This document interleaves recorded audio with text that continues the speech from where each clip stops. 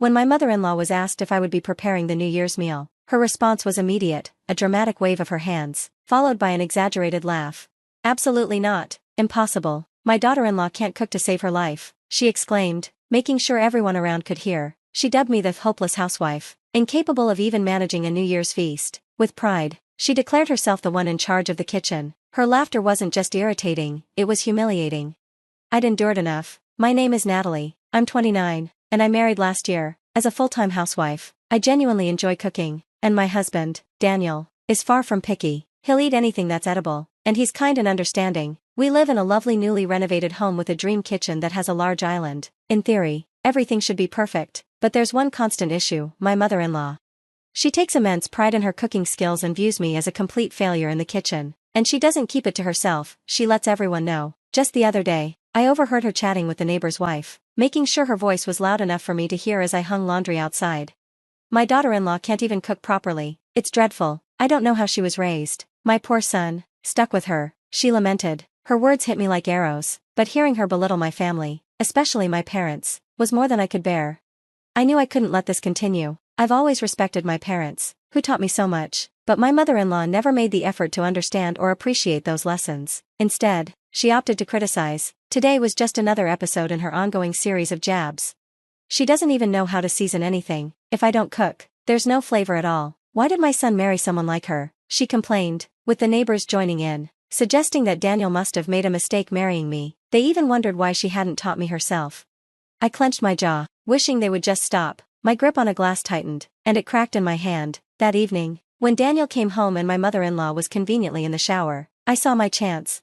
"Can't you do something about your mom? She's out there spreading rumors about me, saying I can't cook," I said, venting my frustration as I took his jacket. It felt like the only way to get it off my chest.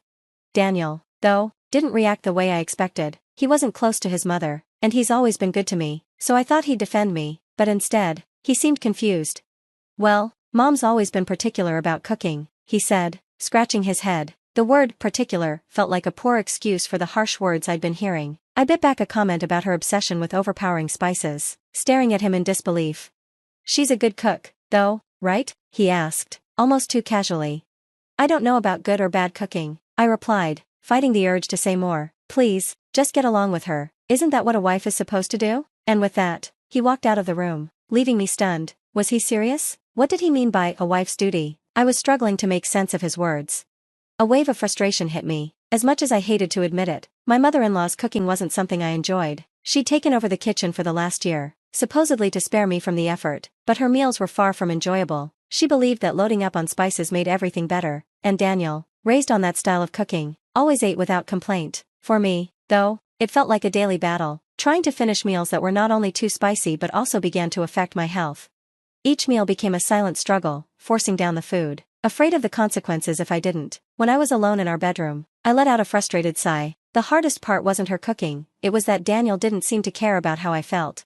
As the New Year's celebration approached, I couldn't shake the dread that settled in my stomach. It would be my first New Year in this family, and it was clear my mother-in-law's feast would be the centerpiece. I wasn't filled with excitement. Instead, I felt the weight of the expectations that came with it, and the overpowering flavors that had become a permanent part of my life.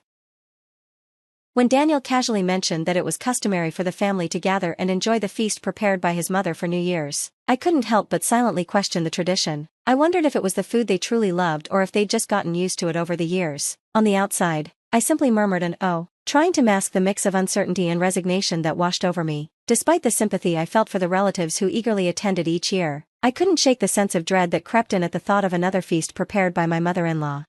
Although my mother-in-law often critiqued my cooking, calling it bland, my parents had instilled in me a strong belief in my abilities in the kitchen. I secretly yearned to cook for everyone, to offer up some subtler flavors that might challenge Daniel's usual spicy meals. With newfound determination, I decided it was time to speak up about the New Year's feast. While she moved around the kitchen, pulling out large plates and pots in preparation for the big day, I saw my opportunity. "I'd like to help with the New Year's feast," I said, my voice tentative but firm as I watched her hustle. She paused, turning toward me with a look of immediate dismissal. "Natalie, you can't even cook properly. How could you possibly prepare food for the new year? It's not just our family, there will be all the relatives here. You know that, right?" she responded, her tone dripping with condescension. "But I'm part of this family now. It's my duty as a wife to contribute," I protested, my desperation creeping into my voice.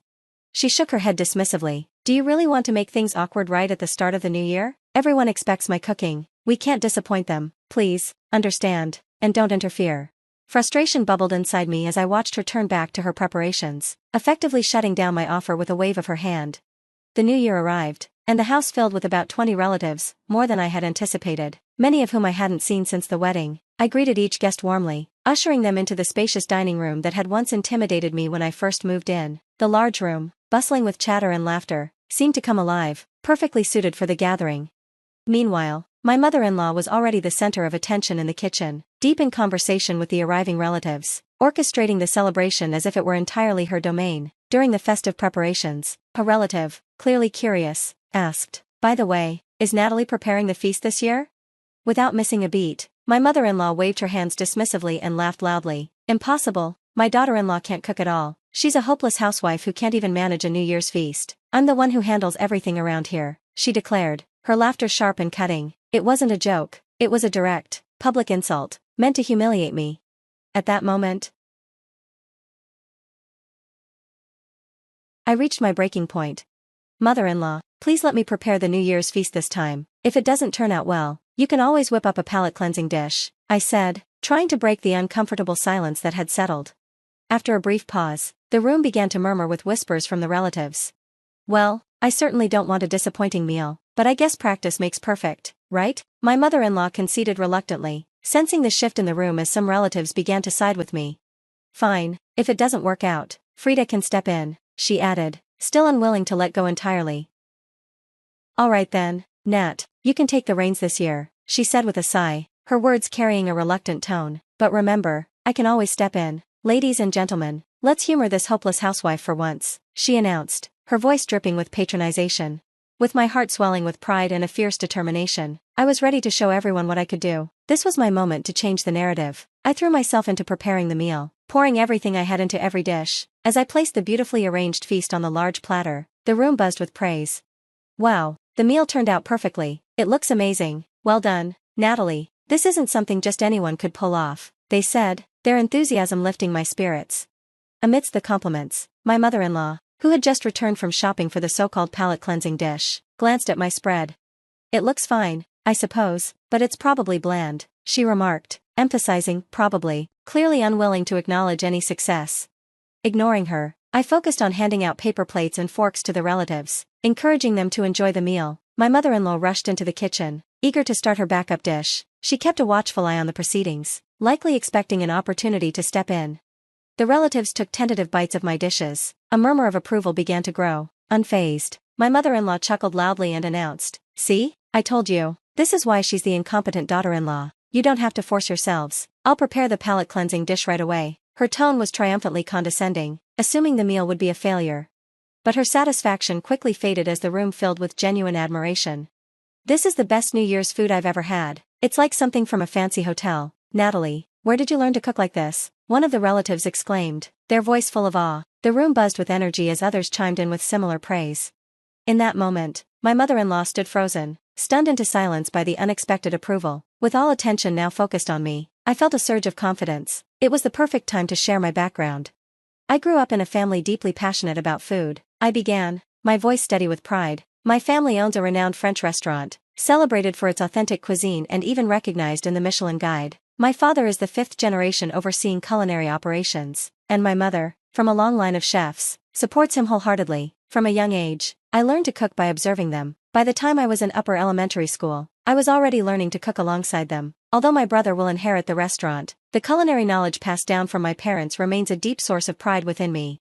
The revelation shifted the atmosphere completely. The relatives now looked at me with newfound respect, while my mother-in-law stood speechless. The room buzzed with impressed voices, and I felt a deep connection to my culinary roots, finally sharing my true heritage. That's when I realized just how much my mother-in-law's dismissive attitude had hurt me. To her, belittling my cooking was like denying my parents' legacy and the restaurant that had been a cornerstone of our family for generations. I had mentioned this before marriage, but it seemed lost on her. My mother-in-law, with her condescending ways, probably saw me as little more than a girl from a humble countryside restaurant, while Daniel, indifferent to culinary subtleties, likely didn't understand the difference between a family-run business and authentic French cuisine. I often found myself questioning why I married into this family, the thought bubbling up every time she belittled me. I muttered it under my breath, but as I turned, I heard someone call my name, meeting the expectant gazes of several relatives. I heard, "We have seconds, I want more too." Despite the generous portions I'd made, everything had been devoured. A wave of happiness swept over me, and I felt tears welling up. Receiving praise for my cooking should have been second nature to me, something I'd known before getting married, but over the past year, I had almost forgotten that feeling. "Yes, I'll prepare more right away," I said, a newfound sense of determination filling me as I hurried to the kitchen. I passed by my motionless mother-in-law, who, despite her earlier criticisms, had still brought in the ingredients for the meal. "Mother-in-law, I'll use these ingredients, okay?" I called out, but she didn't respond. The groceries sat untouched in the kitchen, her silence hanging in the air. I moved closer to inspect the contents of the bags when I heard a voice behind me. Could you teach us how to cook too?"